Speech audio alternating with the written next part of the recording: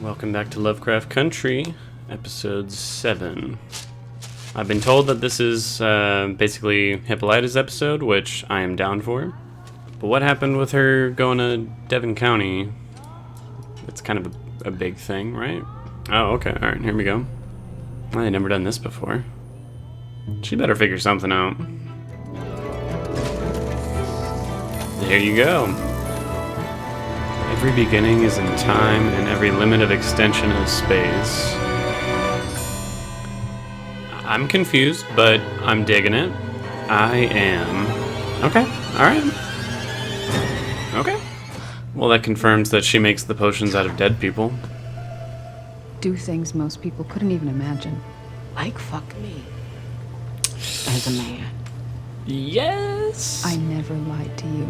Okay, that is not true. The words may have come out of William's mouth. Interesting. Ruby's getting closer and closer to, being part of all this. Oh, what the hell? So Letty's having these visions too? Hold up, is Letty pregnant? That'd be a great time to be like, I had this crazy dream. You want to hear about it? Aww. Come on, baby. Love Had him stay the night. Well, good morning. I was at the bus stop. She didn't see me come in and out of here. While I wish he would be, more open about it, I am aware it's the 50s. What's this, pork? Being gay, even for white people, Ain't no beef sausage in wasn't there? okay back then. The Queen of By Sheba societal herself don't eat beef standards. Sorry. Ooh. This is gonna be fun. Now, Tick, I can understand you being angry about him lying, but So it is true. it'd be a great time to also be a little accepting. You are a faggot. Oh, what the fuck did you just say? See, this is really conflicting for me. I understand why, Montrose acts the way he does because of the way his dad treated him. I get why Atticus is upset about him lying. Why the fuck did he have to call him a faggot? I hate that shit. Having been on the receiving end of that word when it's used in such a venomous way, like, that's fucked up. You don't do that. Don't say shit like that. I asked him how he found out about your mama's family. He said she had And Letty's still a out cousin that here survived getting the shit riots done. too. He tracked a friend of hers down. Ruby's pissed at Letty. Hippolyta's pissed at Atticus. You heard about someplace? See, you could have avoided this if you just told her from the Like start. we're taking the bus to St. Louis. You may not be a hustler like her, but I tried to hustle you. Oh. For that, I'm sorry. So maybe y'all aren't exactly the same.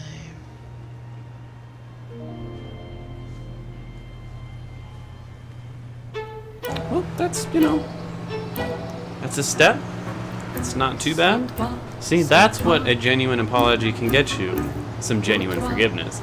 All I'm saying. Oh. Okay. Aw, that's so cute. Hobo coming back, because he know how to play. Don't even stop. Hungry. I mean, When's don't dinner? stop. I get why they're doing that, but Check. fuck, that's fucking sad, You to man. have any excuses next time. He ain't never kick coming your back. asses. You love garlic. Oh shit, she's pregnant. Developing some weird allergy or something to it. Bad or you're pregnant with Junior, Mr. Fix-It. Oh. For you, baby. I didn't even have a chance to Hello? thirst after him a little bit because I was entranced with the mystery of it all. Looking right at the thing. That was a little disappointing. Or not? Is this a straight up time machine? Like, what the fuck? Velocity, and radius. Even though I know this is showing how insanely smart she is, I can't help but immediately think of The Hangover when he's like counting cards. I'm sorry. Oh shit. Oh, that's not good. Oh hell yes! Fuck him up. Oh damn. Oh what the fuck?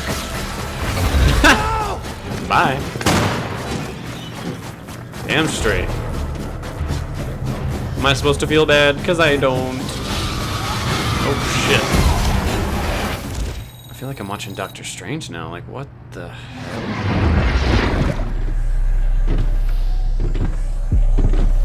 What the fuck?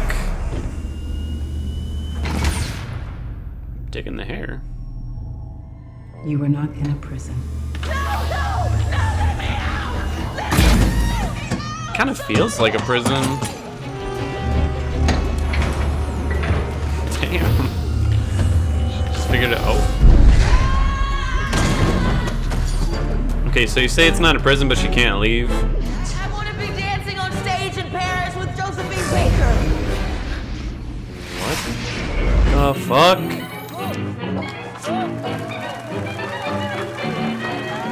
Stop your gawking and do the moves.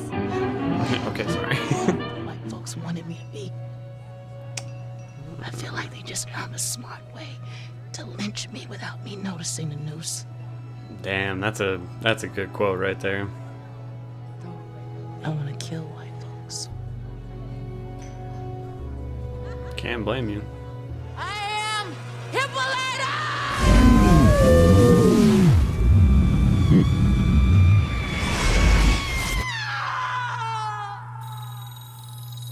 Whoa. That screaming won't save you now. This is fucking cool. This gives me mad like Wonder Woman or Black Panther vibes right here.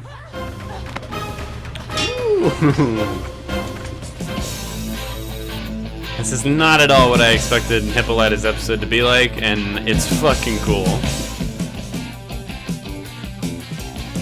Looks like Confederate soldiers? What is...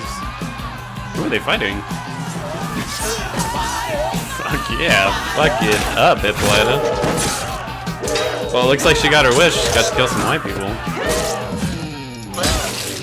Holy shit. That was badass. We did not believe them when they said the hatred that we feel for our enemies is not godlike. That is our freedom. That is our prayer, no matter what they think of us after we grind them into the dust. That is our love! That's sick. Righteous anger is not wrong. I will die on that hill.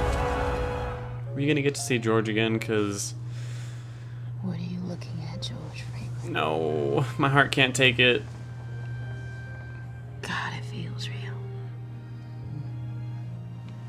That's what matters. Why can't it be real though? Why can't he be alive? Damn it! I fell in love with you because you were so curious. I knew deep down inside there was a discoverer in you. It's a hard truth. Hard pill to swallow there, George. You're right.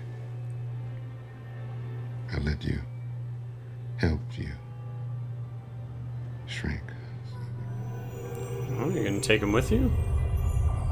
Does this mean that she could possibly bring him back to like our world? Just like you. What the hell? Oh, You don't she's the exist in this comic book society. character that Dee drew for her. And if I don't change, can I go back through that portal that brought me here? Back home? Yes. We can send you back to your Earth. As much as I want her to be as big as she wants to be, kind of want her to come back. Feels like the wrong word. But Dee, she needs me.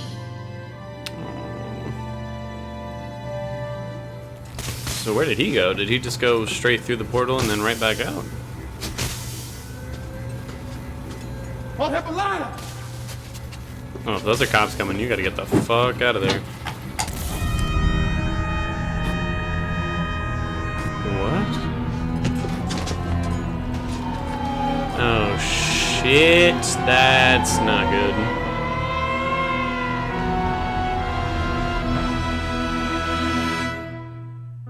Oy. It was a fucking awesome episode, but I have a lot of questions. So many questions. Like I said, I think that was a fantastic episode. It was really out there. It was a total trip, but It was a really powerful episode, I think.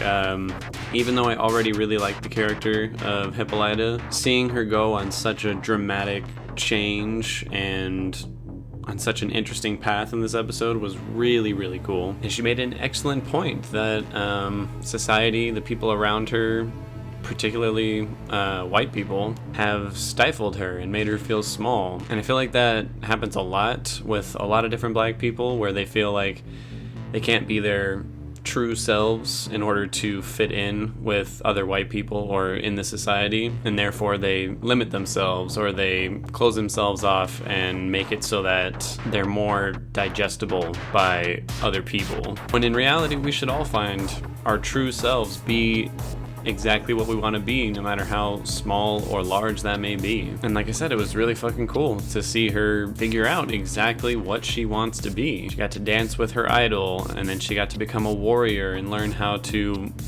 harness her anger, which I will reiterate, I think righteous anger, there is nothing wrong with that. To be angry at injustice and genuine wrong in this world is the right thing to do, which is why it's so insane to me why people will get so angry with protesters or rioters, because when you push someone, specifically a group of people, and in the case of the protests right now, the black community, if you push and push and push and give people no other option than to act out on their anger, what the fuck did you expect? I don't necessarily support violence and rioting and looting, but at the same time, how in the hell can you blame people for being so angry when you've given them no other options? But back onto Hippolyta, I think her as a black person and as a woman has just been crushed down by everything around her to the point where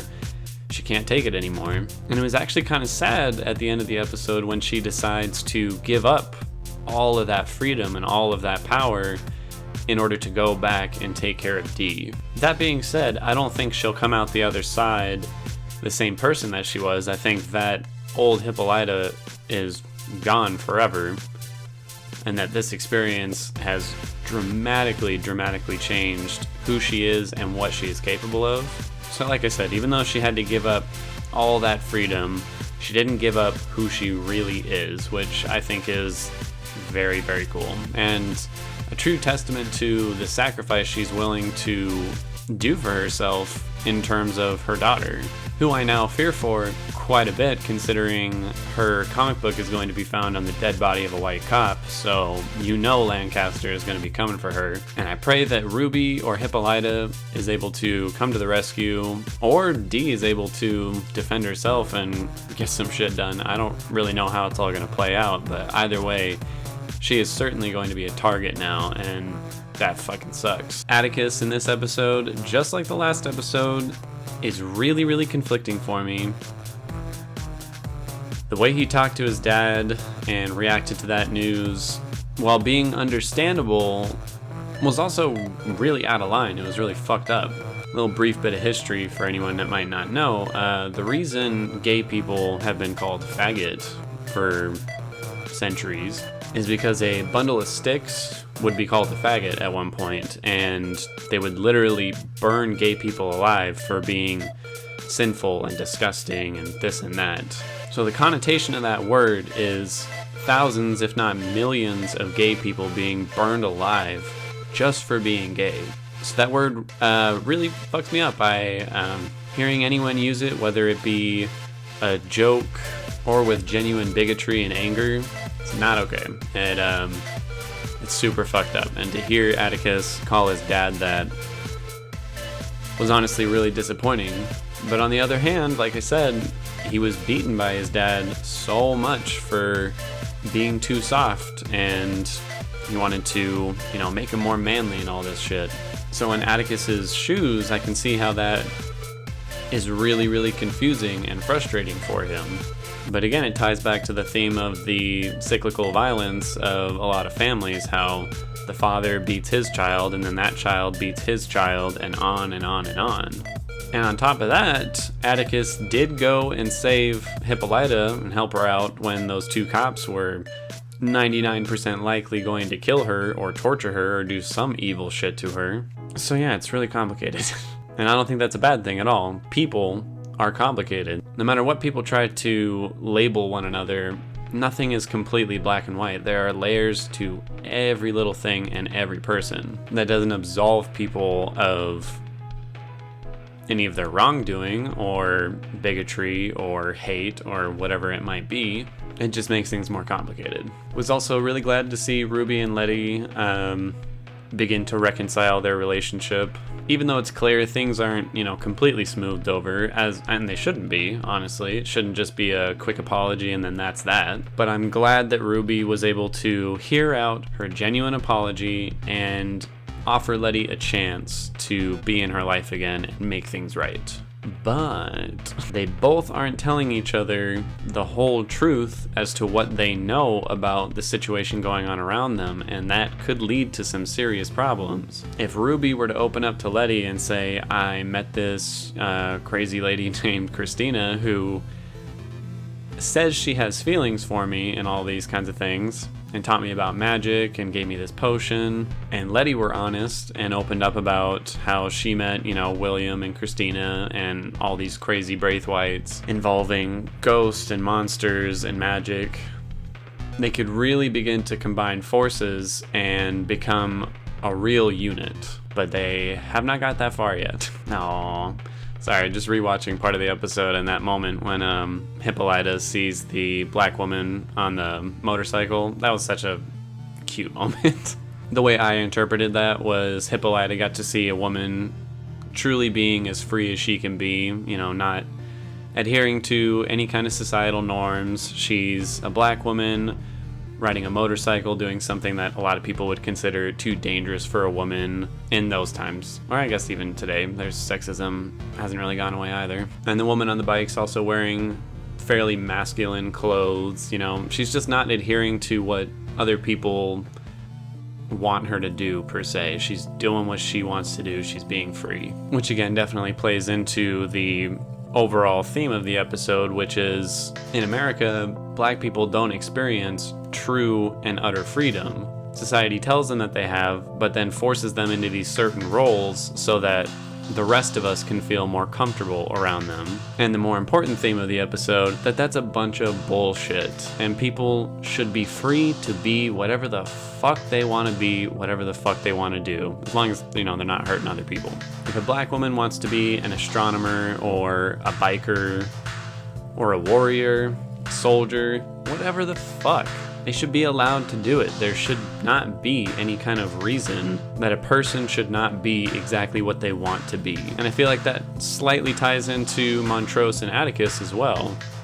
Montrose should be allowed to feel free enough and open enough to be a gay man and not be ashamed of it, or his lover Sammy. He should be able to tell Atticus about that and not feel ashamed of it. But the fact is, America is not nearly as free as people like to claim it is. But it's technical time. Cinematography in this episode was very good.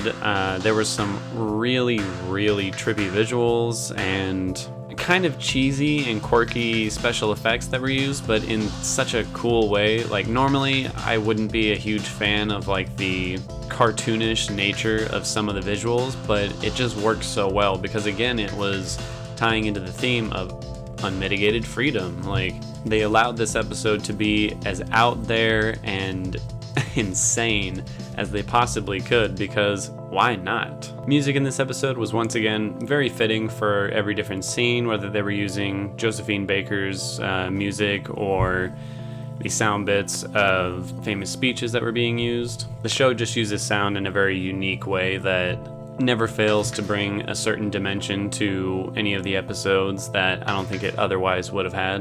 In terms of acting, this episode definitely has to go to Ingenue Ellis. She fucking killed it. I mean, she's already had this like seething anger under the surface that she's been able to portray really well throughout the season, but in this episode it's fully explained and she gets to release it. It was really powerful to see her, especially with like the Amazonian warriors, talking about how their love is to feel the freedom of experiencing their anger and their own version of justice, which was both very moving, and at the same time, it was sad that it took so much for her to get to this point and actually be able to experience what she's really feeling. And her scene with George, with Courtney Vance, was just so fucking sad. But it was also really beautiful at the same time, because she got to tell him once and for all, like, I'm angry. I let myself become small, and then you helped me become even smaller. And I tried to tell you, but you either didn't want to hear it, or you ignored it, or whatever your reasons were. But it was really nice to also see him tell her that yes, he made a big mistake and he let her feel that way, but now that he knows, he wants her to be as big as she wants to be. So there was some really great acting from the two of them, as well as Michael Williams and his scene with Atticus. The editing and pacing of this episode was very, very good. It was pretty quick-paced, actually. There were a lot of things happening in this episode with Letty, Ruby, Atticus, Montrose, a bit with Christina, and a vast majority of it with Hippolyta, and there was so much happening, especially with Hippolyta, how much she changed in the course of like the second half of the episode. But again, it didn't feel rushed. It wasn't so fast that I needed more time to process what was going on. It was just very snappy. It went right through a lot of material. And this episode really made me want to read the book, because I gotta know, is that how it went down in the book? Because that was some crazy shit. Like, I wasn't expecting like any of that. Overall, I'd give this episode a 9.5 out of 10, honestly. I think it was really fucking good. I think it was back to being on par with the premiere of the season. And I really, really enjoyed the time travel sci-fi element of this episode. It was fucking cool. And it really let Hippolyta shine as a character, which I have been waiting for, because I had a feeling she had, big things to offer. There's so much going on that it's hard for me to keep up, but I am loving every second of it. And that's about it.